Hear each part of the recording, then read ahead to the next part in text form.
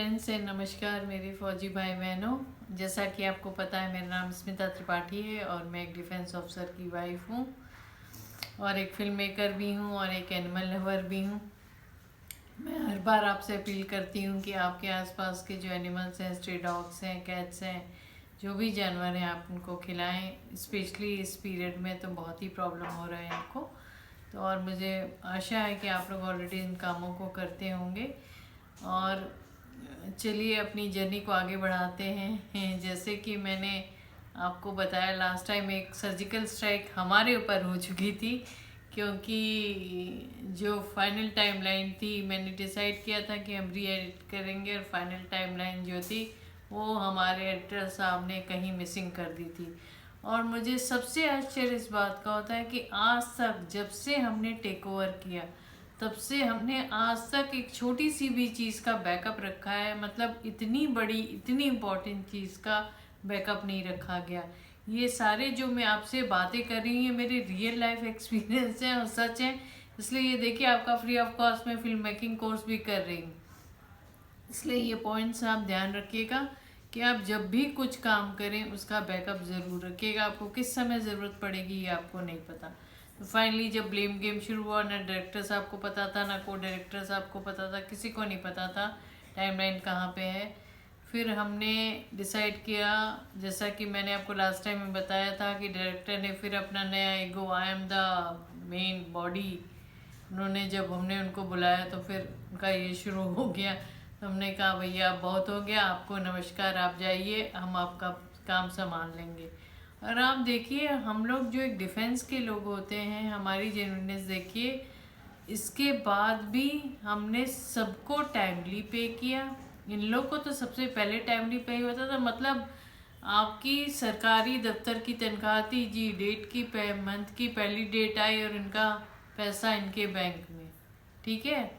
इन सब के due credits इनको एज इट इज़ दिए गए। और काम किसने किया? सबसे ज़्यादा वर्क मैंने और मेरे बेटे ने किया। हम रिलीज़ तक, आगे तक और अभी भी काम कर रहे हैं, क्योंकि लकली भगवान गणपति बापा की दुआ से हमारी फिल्म इंटरनेशनली भी जा रही है। तो सारा प्रोसेस हम ही दोनों मिलके देख रहे हैं, पर कोई फ़र्क नहीं पड़ता। मैंने कहा ना कि आपकी ये सारी चीज़ें ने, भगवान ने मेरे लिए अपॉर्चुनिटी क्रिएट कर दी, जिसके लिए मैं बहुत थैंकफुल हूँ। और शायद भगवान चाहते थे चीज़ें सही लोगों के हाथ में चली जाएं, इसलिए वो हमारे हाथ में आ गई। अब कहानी आगे बढ़ाते हैं। फिर हम लेके बैठे, खोला, हमने रशेस खोल खोल के देखना शुरू किया। एक एक रशेस को देखा बैठ कर के, क्योंकि मैंने जैसे बताया था आपको, लास्ट एडिटर ने हमारे बेस्ट शॉट हटा दिए थे। तो हमने एक एक रशेस को देख करके और लगाना शुरू किया। और क्यूटी पे हमने नई टाइमलाइन क्रिएट की, क्योंकि जो पुराने एडिटर थे उन्होंने एविट पे काम किया था और हमने काम किया एफसीपी पे। एफसीपी जो है वो लेटेस्ट टेक्नोलॉजी है, यंग जनरेशन का एडिटिंग मशीन है। तो हमने एफसीपी पे काम किया और जो है वो चीज़ें नई फ्रेश टाइमलाइन तैयार की और उसको हमने रीलिंग के लिए भेजा अपने लैब्स में। और उसके बाद सही तरीके से प्रोसेस शुरू हुआ। और फिर भाई साहब हम साउंड पे बैठे साउंड प्लेसमेंट के लिए। और जब हमने खोल के देखनी चीज़ें शुरू की साउंड की फाइनली, तो पता चला कि बहुत सारी चीज़ें उसमें से जो है वो इनकरेक्टली प्लेस थी। और काफ़ी सारी चीज़ें, इनफैक्ट मैंने आपको बताया था, कंप्लीट बैकग्राउंड स्कोर मुझे चेंज करना पड़ा, क्योंकि फिल्म मेकिंग में एक इम्पॉर्टेंट चीज़ होती है जिसको कहा जाता है फिल्म का सुर। एक फिल्म होती, जो भी हम कोई फिल्म बनाते हैं तो उसका एक सुर होता है। तो इन भाई साहब ने जो बैकग्राउंड स्कोर को अप्रूव किया था, और आप सोचिए कि एक भी अप्रूवल के लिए हमारी ज़रूरत नहीं पड़ी थी। एक भी अप्रूवल हमसे पूछ के नहीं किया गया था। तो इन्होंने अप्रूवल अपने आप पीछे से कर लिए थे, जिसने फिल्म का पूरा सुर ही चेंज कर दिया था। अब तो भाई साहब मैंने म्यूज़िक वाले लड़कों को बैठाया, उनको ब्रीफ किया और बोला कि पूरा जो बैकग्राउंड स्कोर है वो बदलना पड़ेगा। कहाँ से बदलना पड़ेगा वो ब्रीफ किया। अब उन्होंने फ्रेश हमको म्यूज़िक की स्टेम्स भेजी, जिसको हमने बैठ के प्लेस किया। फिर से प्री मिक्स हुआ, क्लीन हुआ, सारा चीज़। देखिए आपको फिर से फ्री पे मैं फिल्म मेकिंग का कोर्स करा रही हूँ।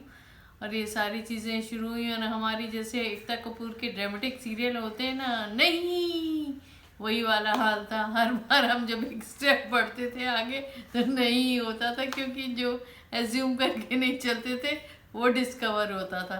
फाइनली हमने डबिंग भी कुछ की उसमें, फिर देखिए कुछ पोर्शंस डब करने थे हमको, तो फिर हमने डायरेक्टर साहब को बात किया। उनको मैंने बोला कि भाई आओ हम एक बार बैठ के चीज़ों को हम होमवर्क कर लेते हैं, कल कल डबिंग करनी है, ताकि कोई चीज़ भी गलत ना जाए डबिंग के टाइम पे। पर जब मैंने उनका बुलाया तो उनका फिर वही डायरेक्टर वाला कड़ा आ गया, I have already done my homework, why I need to do it again, और ब्ला ब्ला ब्ला ब्ला ब्ला ब्ला। ठीक है, और फिर मेरे से झगड़े शुरू हो गए। उन्होंने फिर अपनी लैंग्वेज यूज़ करनी शुरू करी, जो मैं ये नहीं कह सकती कि वो एब्यूजिव लैंग्वेज थी, पर डेफिनेटली जब आप किसी से बात करते हैं तो एक जो आप वर्ड्स लिखते हैं उसकी बहुत इम्पोर्टेंस होती है, क्योंकि वो वर्ड्स शायद आपके लिए नॉर्मल है पर किसी और के लिए शोभनीय हो सकते हैं। तो उन भाई साहब ने जो भी लिखा उसको जब मेरे हस्बैंड ने पढ़ा तो वो बहुत ही गुस्से में आ गए। मतलब पहली बार उन्होंने बोला कि अब तुम इससे बिल्कुल भी नहीं बात करोगी, मैं इससे बात करूँगा। हमने कई बार ये वर्ड सुना है ग्रेटिट्यूड, बहुत बार सुना है ग्रेटिट्यूड ग्रेटिट्यूड, लोग लिखते भी हैं ग्रेटिट्यूड अपने उस पर ग्रेटिट्यूड का एक्चुअल क्या मतलब है अगर हम उसको हार्ट में कैरी ही नहीं कर रहे हैं। ग्रेटिट्यूड अगर एक्चुअली में होता है ना तो हमें लिखने की ज़रूरत नहीं है, ये हमारे फेस पे, हार्ट पे, हर चीज़ पे दिखता है ये चीज़। तो भाई साहब उनको अगले दिन बुलाया, और फिर भी मैंने बुलाया कि भाई चलो, ये हुआ कि भाई डबिंग इन्हीं को यही करेंगे। मैंने कहा चलो ठीक है यही करवाएंगे, ये इंस्ट्रक्शन पास करेंगे। हमने बुलाया विभूति को, कुछ पैचेस रह गए थे वो डबिंग कराई। और फिर जब मैंने डबिंग के पोर्शंस को खोलना शुरू किया तो मैंने पाया कि इन्होंने विभूति के पूरे ट्रैक्स को डब करा दिया था किसी और से, बिना मैंने, जबकि मुझे याद है मैंने पूछा था कि भाई इज़ इट नेसेसरी, तो इन्होंने बोला था यस। अब मुझे आज तक इसका जवाब नहीं मिला, ना मुझे इसके पीछे के एजेंडा पता है, ना मैं इसलिए ये बातें बता रही हूँ कि मैं किसी दिल के को ठेस पहचाना चाहती हूँ।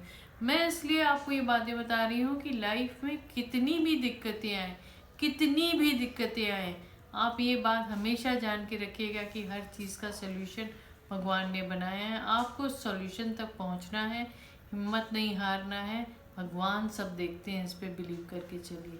और इसके पीछे क्या एजेंडा था ये मुझे इस बात का आज तक आंसर नहीं मिला है कि कैरेक्टर को पूरा ही डब क्यों किया गया। खैर मैंने जब उसको सुना तो मैंने पाया कि भाई जब हमने सिंग साउंड यूज़ किया था आवाज़ बिल्कुल क्लियर थी, सब कुछ क्लियर थी। हाँ कुछ पैच में था जो 10 मिनट का भी डबिंग की ज़रूरत उसमें नहीं थी, उतना ही पैच मैंने डब किया और साउंड को, उधर के साउंड को फिर से ऑन कर दिया। फर्स्ट क्लास सब कुछ सारा कुछ हो गया। फाइनली फिर आलोक डे आए और मैं बहुत शुक्रगुजार हूँ, उन्होंने फाइनल मिक्स किया और फिल्म का साउंड कमाल का आया। फिर से सारी चीज़ें ठीक हो गई। पर भाई साहब कितनी मेहनत लगी ये मैं आपको नहीं बता सकती, ना आप शायद महसूस कर पाए, मैं शब्दों में बयान नहीं कर सकती। 2 बार फिल्म, एक ओरिजिनल फिल्म और उसका रीमेक बनाना पड़ेगा पूरा एक्सप्लेनेशन के लिए। तो फिलहाल मैंने इनको फाइनल स्क्रीनिंग वाली जब सारा काम डन हो गया बुलाया, इन्होंने देखा और इन्होंने मुझसे मुझसे कहा अरे Smita it's look like a new film, तुमने तो कमाल कर दिया। अरे भाई मतलब आप सोचिए मुझे क्या सोचना चाहिए था। और आप बिलीव नहीं करोगे, उसके बाद मैंने और मेरे बेटे ने डिसाइड किया कि हमने जो मेहनत की है उसके टैक्स हम अपने ऊपर लेंगे। मैंने बेटे को एसोसिएट प्रोड्यूसर से क्रिएटिव प्रोड्यूसर का टैग दिया और मैंने अपना क्रिएटिव डायरेक्टर का टैग लिया। हमने अपने टैग, जबकि ये हमारी फिल्म थी, हमारे फाइनेंसेस थे, हमारे और फाइनेंसेस लग चुके थे, जबकि ऑलरेडी हम फाइनेंशियल ट्रबल में चल रहे थे। उसके बाद भी जब हमने अपने काम को कुछ जस्टिफाई किया तब हमने अभी अपने टैक्स चेंज किए। हम कभी भी कर सकते थे ये काम को, पर सबसे बड़ी बात ये होती कि आप कुछ भी टैग ले लो, अगर आपको अपना काम नहीं आता है तो उन टैक्स का कोई फ़ायदा नहीं है। तो ये सारा कुछ हुआ और स्क्रीनिंग हुई और फिल्म, हमारी नई फिल्म रेडी हुई। कुछ पैच वर्क VFX भी मैंने कराए, सब कुछ करके DCP आउट कराई। मैं और टेक्निकल कहानियों में नहीं जाना चाहूँगी आपको, पर उसके बाद इन सब चीज़ों का असर मेरी हेल्थ पे कहाँ पड़ा और मुझे क्यों ब्रेन हैमरेज हुआ, ये मैं आपको कवर करूँगी नेक्स्ट एपिसोड में। तब तक के लिए सेफ रहें, सुरक्षित रहें, अच्छे काम करें, अच्छे काम करना ज़रूरी है। वंदे मातरम, जय हिंद।